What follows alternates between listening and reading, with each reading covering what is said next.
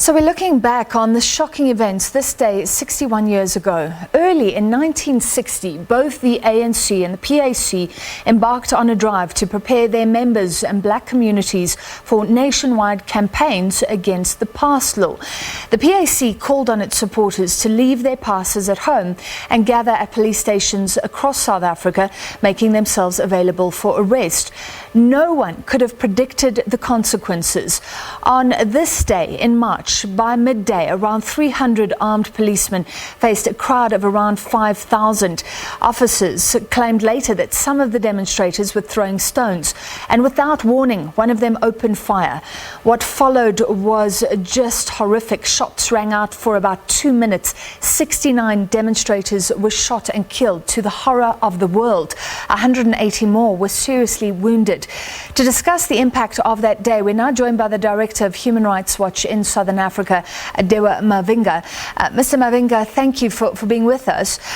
Firstly, I mean, do you agree with the view of many commentators that the day we're commemorating today, originally this was Sharpeville Day, now Human Rights Day, that it was a real turning point in the history of South Africa? I absolutely agree that the horrific events of 21 March 1960 at Sharpeville, where, as you rightly say, 69 black demonstrators were shot and killed by the police, was a turning point because this was where the police, an institution of racism and colonialism, stood to defend racism and colonialism and to attack blacks and to seek to crush the civil rights movement in South Africa. But by so doing, it really became the rallying cry and point for which today the whole of South Africa celebrates as Human Rights Day. But this was really the turning point because it became clear that the police was an institution prone to excessive use of force, to violence, to brutality, in defense of the indefensible, which is racism and colonialism. And it was also the motivating factor for the ongoing and continuing struggle in South Africa that then resulted in the independence that was achieved in 1994. Yeah. I mean, was it a turning point for history in that? Do you think apartheid could have lasted even longer if the world had not seen in such graphic display the brutality that the apartheid government was capable of? Absolutely, yes. So it was also the point at which the global spotlight was then placed on South Africa and on the excesses and the brute force that was used by the police. So yes, it was also a point where for the world saw for themselves how racist and evil this system truly was, and therefore it then also helped to galvanize international support in the face of the killing of 69 people and the injuring of 180 others. Yeah. It's often said that in post-apartheid South Africa, we often try and forget how apartheid laws made people feel, the wounds that they opened. Just explain to us what it was like to have to present a pass every now and then, to carry it wherever you went, sort of how do you say, the forced humility that black people had to experience each and every day.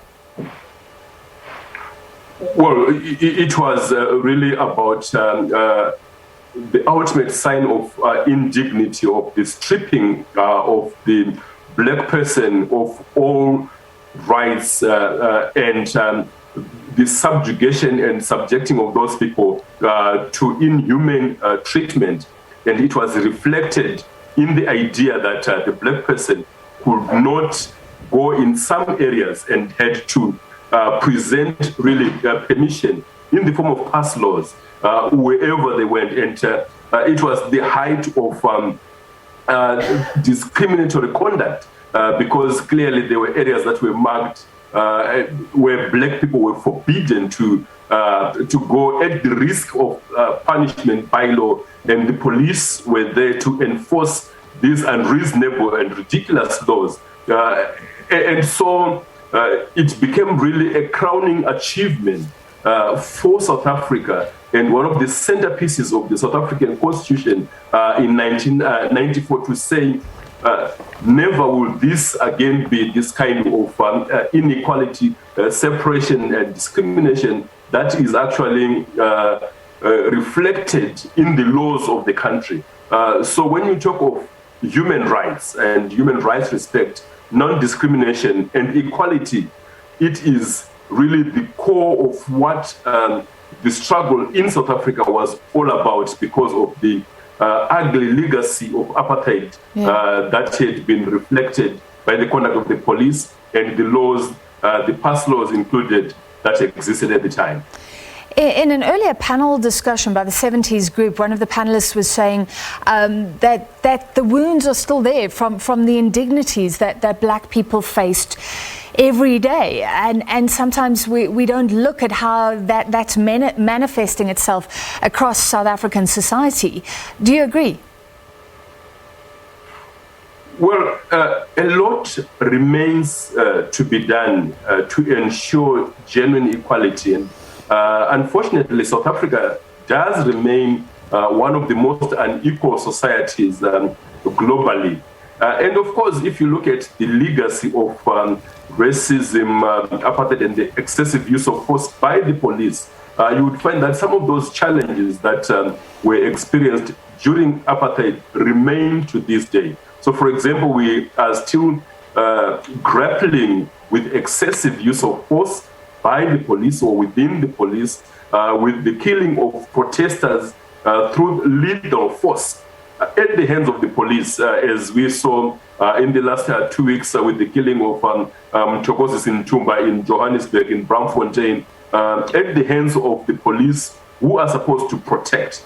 So yes, there are significant challenges that need to be addressed, and additional transformation that must happen within key institutions, including the police services of South Africa, in order to get to a point where all the people in South Africa can enjoy the rights that are articulated and contained in the South African Constitution. Yes, we do have important institutions, the Chapter 9 institutions that are there to promote constitutionalism and democracy across in South Africa, but the differences remain sharp. You know, issues of poverty are really barriers to the enjoyment of rights. So people in the townships talk of Soweto, Diepsloot, and elsewhere, and those that can afford because they have the resources to protect their rights. So the challenge of eradicating poverty in South Africa in order to ensure that all people are able to enjoy the rights remains a key goal that must be achieved. Yeah. So in today's South Africa, there's freedom of movement ostensibly, but you've raised an important issue. How do you deal with Marikana, where demonstrators were shot at close range? And then the recent example, you spoke of that unarmed, not involved a man who died during the student protest. There was a claim there by the police minister that one of the cops panicked. Similar claims around Sharpeville. I'd like to ask you before we end, what do you make of the claims that protests involving black demonstrators are being dealt with very differently to protests involving white demonstrators? Well, I think part of the problem is this legacy of racism that remains entrenched within the institution of the police in South Africa. So there is still that apartheid system hangover where instinctively it seems the police would defer to different demonstrations, but would then unleash excessive force and violence when it comes to black demonstrators, as we have seen in different incidents, including, like you mentioned, the Marikana massacres in 2012, and also more recently the FISMA's for students' protests that have resulted in the use of lethal force by the police.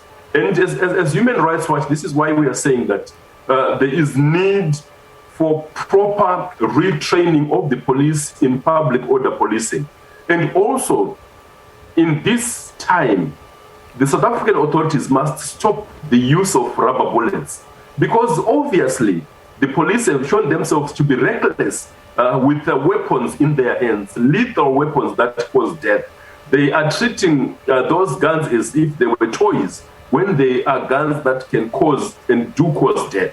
Yeah. So as there is this comprehensive review, reform and relook at public order policing, the police should not be using any rubber bullets on citizens, because it is a violation of their rights, including the right to life and also, the right to peacefully protest. Those that are policing these protests should be properly trained to ensure that there is no needless loss of life, as we have repeatedly witnessed in the past. Yeah. Finally, given the situation we've been talking about, maybe there's freedom of movement now, maybe discrimination outlawed, but many economically bound because of poverty and inequality.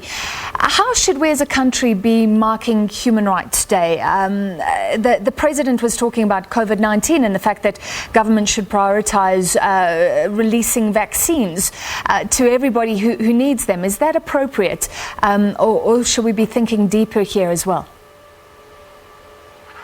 Well, the COVID-19 pandemic has also exposed the inequalities in South Africa and the challenges that the nation faces.